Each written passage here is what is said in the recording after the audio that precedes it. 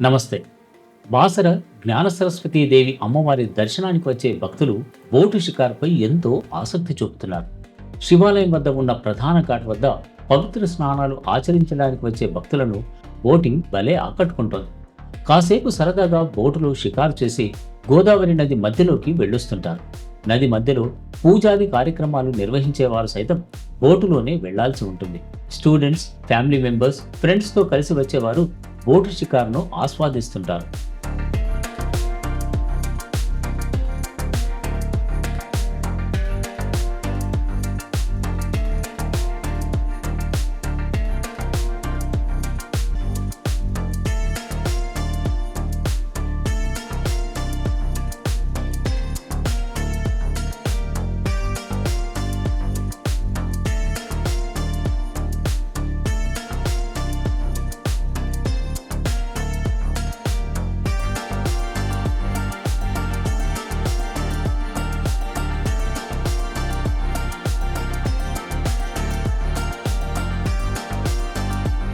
పడవల నిర్వాహకులు పవర్ బోట్లలో పర్యాటకులను నది మధ్యలోకి తీసుకెళ్తుంటారు.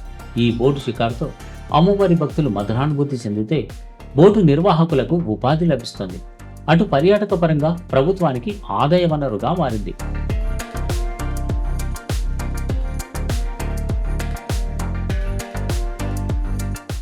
హైదరాబాద్ నుంచి బస్సులో వచ్చేవారు గోదావరి బ్రిడ్జ్ వద్దనే దిగిపోవచ్చు. రైలులో వచ్చేవారికి రైల్వే స్టేషన్ నుంచి అమ్మవారి ఆలయానికి చెందిన ఫ్రీ బస్సులు ఉంటాయి. సర్వీస్ ఆటోలు కూడా ఉంటాయి. వీటి ద్వారా గోదావరి వద్దకు చేరుకోవచ్చు.